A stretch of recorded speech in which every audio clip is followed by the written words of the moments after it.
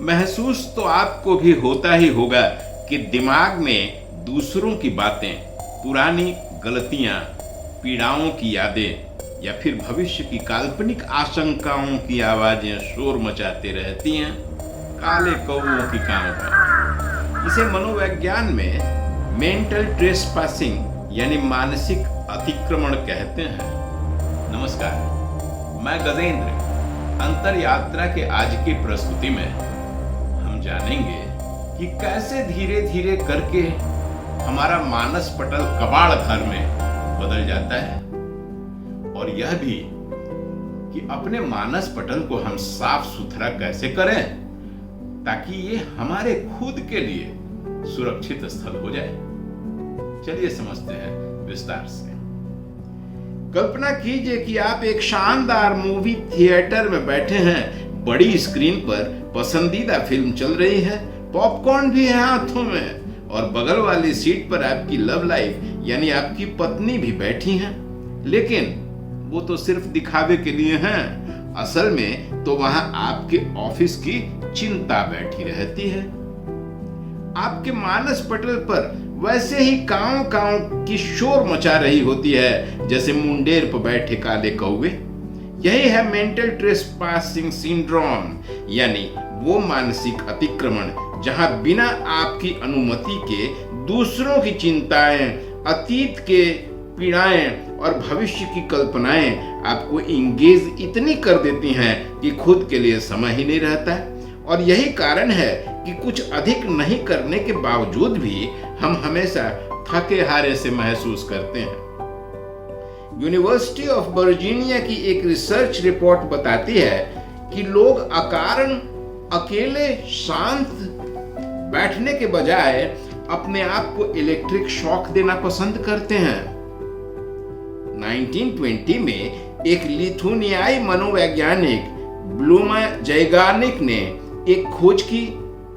यह पाया कि हमारा दिमाग अधूरे छूटे कामों को 90% अधिक याद करते रहता है। यही कारण है कि फिल्म देखते समय भी हमारे दिमाग में पेंडिंग ईमेल्स नोटिफिकेशंस की घंटियों की तरह बजते रहते हैं। इसे ही कहते हैं कॉग्निटिव इचिंग।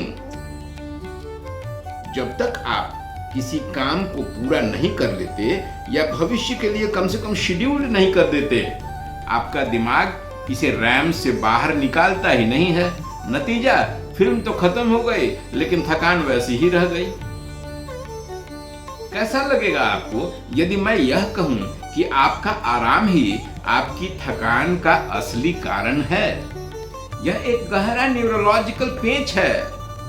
जब हम कोई स्पेसिफिक टास्क नहीं कर रहे होते हैं तो हमारे दिमाग का default mode network, DMN network कहा जाता है, एक्टिव हो जाता है।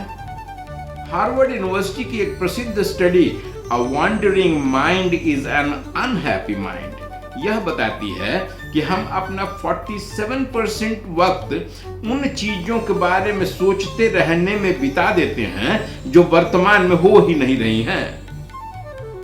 जब यह डिफॉल्ट मोड नेटवर्क खराब हो जाता है तो यह क्रिएटिविटी के बजाय चिंता यानी रुमिनेशन का घर बन जाता है।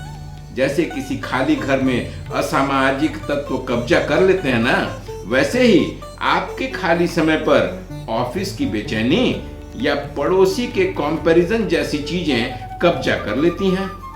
आप रिलैक्स नहीं, एक मानसिक जेल में फंस जाते हैं। वही चिंताएं बार बार और वही काल्पनिक रिजल्ट बार बार।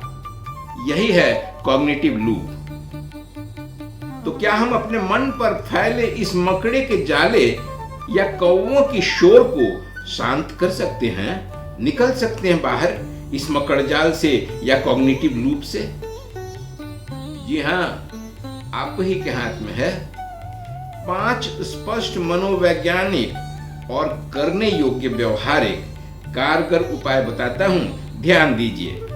और अंतिम वाला 5वां उपाय तो लगभग सभी करते हैं, आप भी करते ही होंगे किसी न किसी तरीके से। तो पहला उपाय, brain dump, the Zeigarnik rescue system. जो भी ब्रेन में चिंताएं हैं, अधूरे कामों की, अनसुलझे प्रश्नों की, उन्हें अपनी ऑफिस डायरी पर स्पष्टतः लिख दें, यानी ब्रेन को वहीं कागज के टुकड़ों पे डंप कर दें और सबको कल 9 बजे सुबह तक के लिए शेड्यूल्ड कर दें। इस तरह आप अपनी एक्टिव मेमोरी को खाली कर देते हैं और फिल्म का पूरा आनंद उठा पाते हैं। दूसरा उपाय अटेंशन रिस्टोरेशन थ्योरी, ART कहते हैं। साइकोलॉजिस्ट स्टीफन कोपलान कहते हैं कि अर्बन नॉइज से बचने के लिए प्रकृति को देखना जरूरी है। खिड़की से ही सही, आसमान में उड़ते बादलों को, सामने की टहनी पर बैठी चिल्लपों करती चिड़ियों की चहचहाहट को, फूलों को, पत्तियों को, नदी नाले जलाशयों को, या अपने ही घर के ड्राइंग रूम के एक्वेरियम में इतराती रंग बिरंगी मछलियों को। प्रकृति का सिर्फ 5 मिनट का साथ ही आपके डायरेक्टेड अटेंशन को रिचार्ज कर देता है। तीसरा उपाय grounding exercises, the sensory anchor इसे कहते हैं। जैसे ही कोई चिंता या कल्पना सताने लगे, ग्राउंडिंग एक्सरसाइज शुरू कर दें। ये क्या है? 5 4 3 2 1 टेक्निक पहले भी बताया है आपको। उपलब्ध 5 चीजों को देखें, आपका लैपटॉप, मोबाइल, सोफा, AC या पंखे।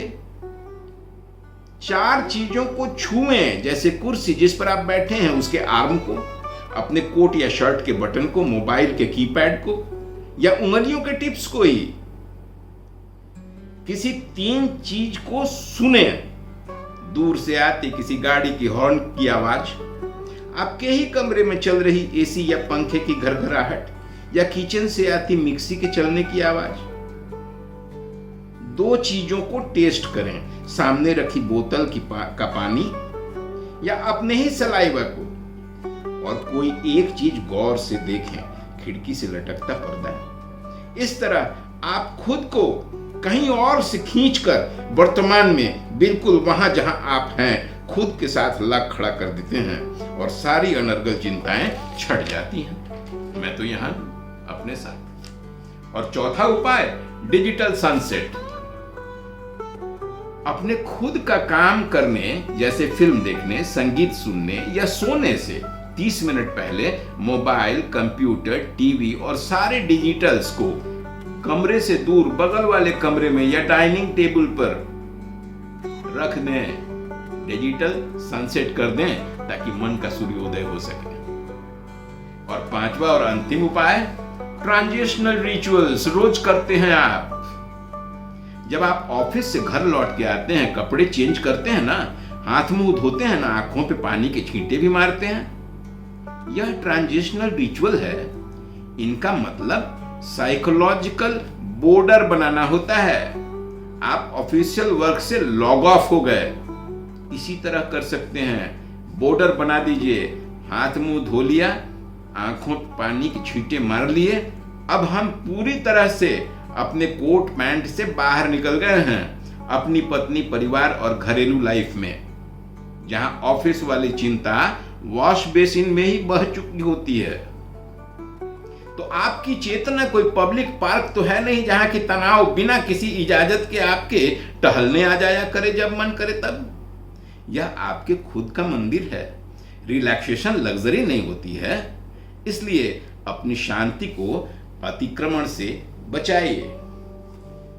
यदि आपको भी ऐसा लग रहा हो कि आप मानसिक अतिक्रमण के बोझ से ग्रसित हैं, तो हमें कमेंट में जरूर बताइएगा इन 5 उपायों में से कौन सा सबसे ज्यादा कारगर आपके लिए सूटेबल हो रहा है, अच्छा लगेगा।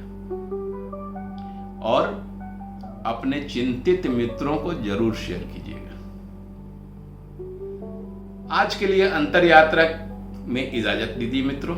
इस वादे के साथ आपसे इजाजत चाहते हैं कि अंतर यात्रा की अगली नुक्कड़ पे फिर से आपसे मिलते हैं। तब तक के लिए नमस्कार।